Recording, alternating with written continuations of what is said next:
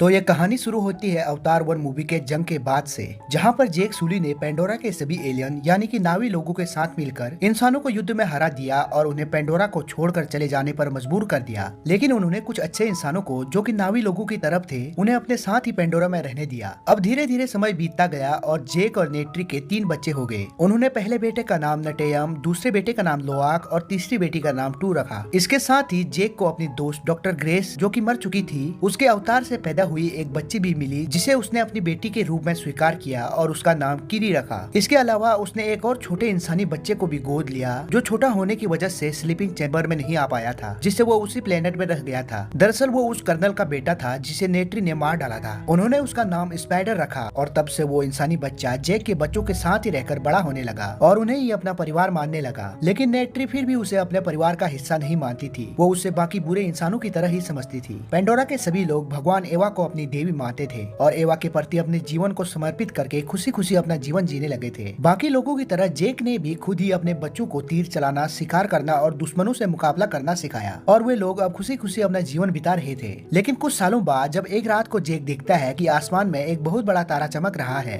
कुछ देर बाद पता चलता है कि वो चीज कोई तारा नहीं बल्कि एक स्पेसशिप है, जिसका मतलब ये था कि इंसान एक बार फिर से उनके प्लेनेट में अटैक करने आ चुके हैं। इंसानों के बड़े बड़े स्पेसशिप जो पेंडोरा पर लैंड करते हैं तो उनके धमाके से जंगल में आग लग जाती है, जिससे जंगल के सभी जानवर और पेड़ पौधे नष्ट होने लगते हैं। तभी हम देखते हैं कि स्पेसशिप से कई सारे बड़े बड़े रोबोट बाहर निकल रहे हैं, जो कि पहले के मुकाबले कई गुना ज्यादा एडवांस और खतरनाक हैं। इंसान अपनी पहली हार को देखते हुए इस बार पूरी तैयारी के साथ आए थे और उन्होंने इस बार अपने साथ पहले के मुकाबले कई गुना ज्यादा बड़ी और आधुनिक मशीनें भी लाए थे, जो कि बड़ी ही आसानी से पेंडोरा के जंगलों और जानवरों को तबाह कर रहे थे। ये भयानक नजारा देखकर जेक और नेट्री भी हैरान और बेबस थे और उनके पास इस तबाही के मंजर को देखने के अलावा कोई और रास्ता नहीं था। इसके बाद एक लैब को दिखाया जाता है जहाँ पर एक अवतार जागता है। पता चलता है कि वो अवतार उसी कर्नल का है जिसे इसके पहले पार्ट में नेट्री ने मार दिया था। दरअसल कर्नल के मरने से पहले ही वैज्ञानिकों ने उसकी सारी मेमोरी और डीएनए को एक हाईटेक चिप में स्टोर कर लिया था और कर्नल के मरने के बाद उन्होंने उसका अवतार बनाकर उसमें सारी यादों को डाल दिया और उसका क्लोन बना दिया। इसके अलावा वैज्ञानिकों ने और कई सारे सैनिकों का भी नावी अवतार बना दिया था, जिनका मकसद था जेक सुली को पकड़ना और उनको खत्म करके अपना मकसद पूरा करना।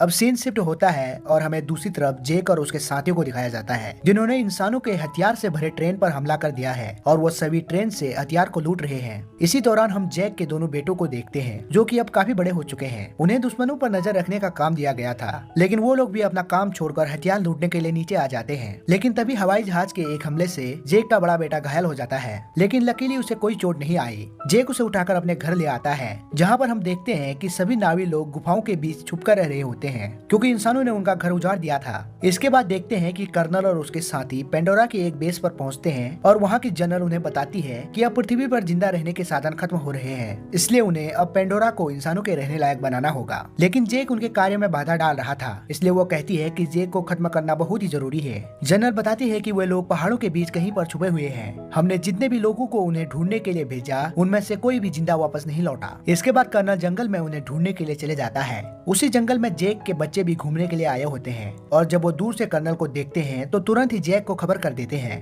यह सुनकर जेक उन्हें बताता है कि जल्दी से वहाँ से भाग जाओ। जैसे ही बच्चे वहाँ से भाग ही रहे होते हैं, तभी कर्नल के आदमी उन्हें पकड़ लेते हैं और कर्नल को जब पता चलता है कि ये लोग जेक के बच्चे हैं तो वो उन्हें किडनैप करके अपने साथ ले जाने लगता है। लेकिन तभी नेट्री और जेक भी वहाँ आ जाते हैं और पेड़ के पीछे से तीर चलाकर कर्नल के आदमियों को मारने लगते हैं। वे किसी तरह से कर्नल के आदमियों से लड़ने के बाद अपने बच्चों को बचा लेते हैं, लेकिन वो स्पाइडर को नहीं बचा पाते और कर्नल उसे उठाकर अपने साथ ले जाता है। यहाँ पर कर्नल को ये भी पता चलता है कि स्पाइडर उसी का बेटा है। दूसरी तरफ जेक अपनी बीवी से कहता है कि उन्हें यह कबीला छोड़कर दूसरी जगह जाना होगा, क्योंकि इंसान सिर्फ जेक के परिवार को ही ढूंढ रहे थे, इसलिए वो नहीं चाहता कि बाकी कबीले वाले उसकी वजह से मारे जाए। इसके बाद हम देखते हैं कि वैज्ञानिक जेक का पता जानने के लिए स्पाइडर को बहुत ही ज्यादा टॉर्चर कर रहे होते हैं, लेकिन स्पाइडर उन्हें कुछ भी नहीं बता रहा होता है। ये देखकर कर्नल उसे अपने तरीके से समझाने की कोशिश करता है। वो स्पाइडर को बताता है कि वही उसके पिता का क्लोन है और वो स्पाइडर को आजाद करने का झांसा देकर अपने साथ चलने के लिए मना लेता है। दूसरी तरफ जेक किसी और को अपने कबीले का मुखिया बनाकर अपनी फैमिली के साथ वहाँ से जाने लगता है। वे सभी लोग अपने अपने उड़ने वाले इकरान पर बैठकर दूसरे कबीले की खोज में वहाँ से निकल जाते हैं।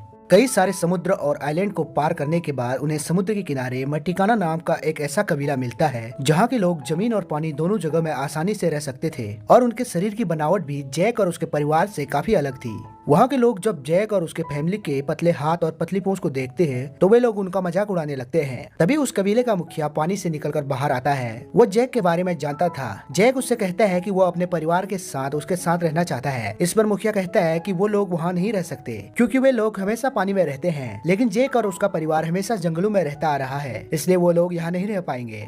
इस पर जैक कहता है कि वो लोग उनके रहने और तौर तरीकों को सीखने की कोशिश करेंगे। साथ ही जैक ये भी कहता है कि उसे अपने परिवार को सुरक्षित रखने के लिए उनके साथ रहने की परमिशन चाहिए। ये सुनकर मुखिया उन्हें अपने कबीले में रहने की इजाजत दे देता है और जैक के बच्चों को अपने तौर तरीके सिखाने की जिम्मेदारी वो अपने बच्चों को देता है। इसके बाद जैक के बच्चे मुखिया के बच्चों के साथ पानी की सैर करते हैं और उनके तौर तरीकों को सीखने लगते हैं और वे लोग पानी में रहने वाले जानवरों की सवारी करना भी सीखते हैं। पहली बार समुद्री क्रिएचर की सवारी करने के दौरान जैक का बेटा क्रिएचर से नीचे गिर जाता है, जिसे देखकर बाकी लोग उस पर हंसने लगते हैं। शुरुआत में उन सभी को उनके तौर तरीके सीखने में काफी परेशानी होती है, लेकिन धीरे धीरे वो लोग उनके रहन सहन को अपनाने लगते हैं और उनके तौर तरीकों को सीखने लगते हैं। यहाँ दूसरी तरफ कर्नल भी स्पाइडर को लेकर अपने लिए एक उड़ने वाला इकरान चुनने के लिए जाता है ताकि वह जैक से बराबरी का मुकाबला कर सके। थोड़ी कोशिश करने के बाद वह इकरान को अपने कंट्रोल में कर लेता है। जैक और उसके परिवार वाले भी अब धीरे धीरे कबीले के माहौल में ढलने लगते हैं, लेकिन एक दिन मुखिया का बेटा अपने दोस्तों के साथ किरी का मजाक उड़ाने लगता है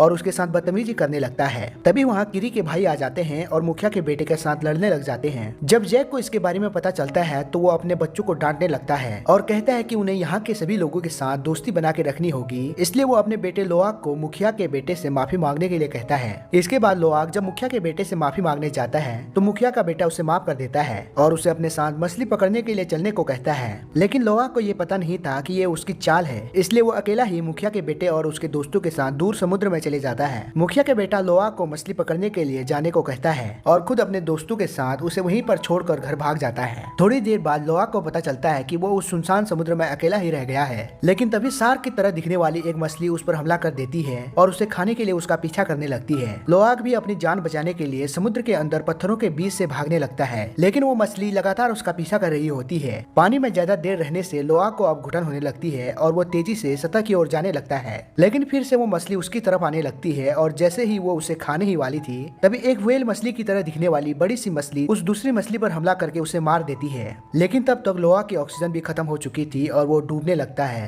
थोड़ी देर बाद जब लोआक की आंख खुलती है तो वो अपने आप को उसी बड़ी मछली के पीठ पर पाता है। वो उस मछली को अपनी जान बचाने के लिए शुक्रिया कहता है, लेकिन तभी वो देखता है कि उस मछली के पंख पर लोहे का एक हुक फंसा हुआ है, जिसे वो बाहर निकाल देता है, जिससे इन दोनों के बीच दोस्ती हो जाती है और वो मछली लोआक को उसके घर तक पहुंचा देती है, जहाँ पर जैक और कबीले के बाकी लोग उसे ढूंढ रहे होते हैं। मुखिया को जब अपने बेटे की गलती का पता चलता है तो वह सबके सामने अपने बेटे को सजा देने लगता है। इस पर लोआक कहता है कि इसमें उसकी कोई गलती नहीं है, समुद्र में जाने का आइडिया मेरा था। ये कहने के बाद लोआक मुखिया के बेटे को सजा से बचा लेता है, जिस वजह से मुखिया के बेटे और लोआक के बीच में सच में दोस्ती हो जाती है। अब अगले दिन लोआक सभी दोस्तों को उस व्हेल मछली के बारे में बताता है, जिस पर मुखिया की बेटी कहती है कि उसे टुलकुन खा जाता है और जिस मछली ने उसकी जान बचाई वो पाइकन है, जिसे उसकी टुलकुन बिरादरी से बाहर कर दिया था क्योंकि उसने कई सारे नावी लोगों की जान ली थी। लेकिन लोआक को यह विश्वास नहीं होता कि पाइकन किसी को मार सकता है, क्योंकि उसी पाइकन ने उसकी जान बचाई थी। लोआक फिर से पाइकन से मिलने जाता है और उसके साथ गहरे पानी में गोता लगाकर खेलने लगता है। यहाँ दूसरी तरफ कर्नल एक बहुत बड़ी शिप में जैक के परिवार को ढूंढ रहा था। दरअसल वो जिस मशीन में बैठा था उससे इंसान कई बड़े बड़े टुलकुन का शिकार किया करते थे। कुछ देर में कर्नल एक दूसरे समुद्री कबीले के पास पहुँच जाता है और वो वहाँ के लोगों को बंदूक की नोक पर रखकर जैक के बारे में पूछताछ करता है, लेकिन उन लोगों को जैक के बारे में कुछ पता नहीं होता। फिर भी कर्नल उन लोगों को और ज्यादा टॉर्चर कर रहा होता है। इस पर स्पाइडर कर्नल से कहता है कि ये सच बोल रहे हैं, इन्हें कुछ भी नहीं पता है। कर्नल अपने बेटे की बात को मान लेता है, लेकिन वहाँ से जाने से पहले वो लोग उस गांव को आग लगाकर उनके घरों को नष्ट कर देते हैं। इसके बाद कर्नल एक प्लान बनाता है। वो कहता है कि वो लोग किनारे पर टुलकुन का शिकार करेंगे और जब जैक और बाकी कबीले वाले उनका बदला लेने के लिए आएंगे, जिससे वो जैक को आसानी से ढूंढ लेंगे। दूसरी तरफ लोआक जब पाइकन से जुड़ता है तो उसे पता चलता है कि पाइकन ने किसी की भी जान नहीं ली थी, बल्कि नावी लोगों को मारने वाले तो इंसानी शिकारी थे, जिसका इल्जाम पाइकन पर आ गया था, जिससे उसे टुलकुन बिरादरी से बाहर करके अकेला छोड़ दिया था। यहाँ दूसरी तरफ कर्नल और उसके साथी बड़ी आधुनिक मशीनों से एक टुलकुन के ऊपर हमला कर देते हैं, जो अपने बच्चों के साथ तैर रही होती है। वो टुलकुन अपनी जान बचाने के लिए काफी चीख चिल्ला रही होती है और आखिर में कई प्रयासों के बाद इंसान उसको मार डालते हैं। इसके बाद वो लोग उस टुलकुन को अपने साथ लेकर आते हैं, जहाँ पर वो लोग टुलकुन के मुंह के ऊपर ड्रिल करके उसमें छेद कर देते हैं और उसके दिमाग में से एक पीले कलर का लिक्विड बाहर निकालते हैं। पता चलता है कि उस पीले रंग के लिक्विड की मदद से इंसान की उम्र नहीं बढ़ती है, इसलिए इस लिक्विड की कीमत मार्केट में कई गुना ज्यादा थी और इंसानों के पेंडोरा पर आने और वहाँ रहने का खर्च भी इसी से निकलता था। लिक्विड को निकालने के बाद इंसान टुलकुन की लाश को समुद्र में फेंक देते हैं। जब कबीले के लोग उस टुलकुन की लाश को देखते हैं तो वो बहुत ही दुखी हो जाते हैं, क्योंकि वे टुलकुन को अपने परिवार का हिस्सा मानते थे। ये देखकर सभी कबीले वालों को गुस्सा आ जाता है और वो इंसानों से लड़कर अपना बदला लेने के लिए तैयार हो जाते हैं। ये देखकर जेक उन्हें बताता है कि यह कर्नल की चाल है और हम लोग इंसानों के आधुनिक हथियारों का बिल्कुल भी सामना नहीं कर सकते। इसके बजाय हमें सभी टुलकुन को यहाँ से दूर भेज देना चाहिए, क्योंकि इंसान उस लिक्विड के लिए कभी भी उन पर हमला कर सकते हैं। टुलकुन के शिकार के बारे में सुनकर लोआक को पाइकन की फिक्र होने लगती है और वो उसे देखने के लिए जाने लगता है। लोआक को जाते हुए देखकर उसके भाई बहन भी उसे रोकने के लिए उसके पीछे जाने लगते हैं और जब वो पाइकन के पास पहुंचते हैं तो वो देखते हैं कि इंसानों ने पाइकन के शरीर पर ट्रैकर लगा दिया है, जिसका मतलब ये था कि इंसानों का अगला शिकार पाइकन ही होने वाला है। वे सभी लोग मिलकर ट्रैकर को निकालने की कोशिश करते हैं, लेकिन इसी बीच कर्नल और उसके साथी भी उनकी तरफ बढ़ रहे होते हैं। ये देखकर लोआक अपने पिता को इस बारे में बताता है और जैक भी अपने साथियों के साथ उनको बचाने के लिए निकल जाता है। यहाँ लोआक और उसके साथी किसी तरह से पाइकन के शरीर से ट्रैकर को हटाने में कामयाब हो जाते हैं, लेकिन तभी कर्नल के आदमी भी उनके पीछे पड़ जाते हैं।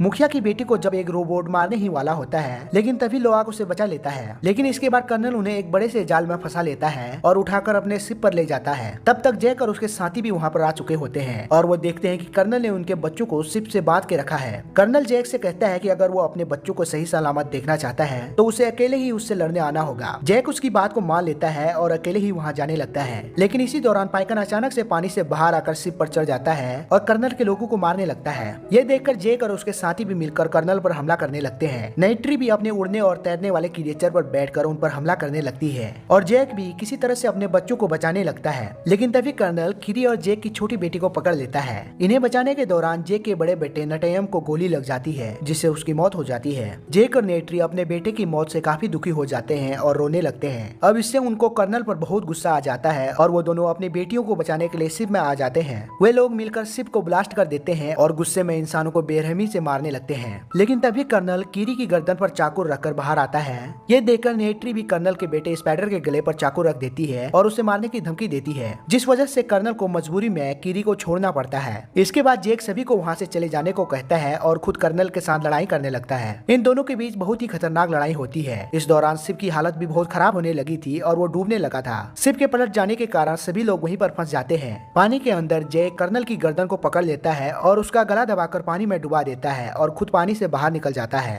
नाइट्री और उसकी बेटी भी शिप में फंसे हुए होते हैं। तभी कीरी उनके पास आती है और उन्हें बाहर निकलने का रास्ता बताती है। दूसरी तरफ स्पाइडर कर्नल को बचाकर किनारे पर ले आता है, क्योंकि जब नाइट्री ने स्पाइडर की गर्दन पर चाकू रखा था तो कर्नल ने ही उसकी जान बचाई थी।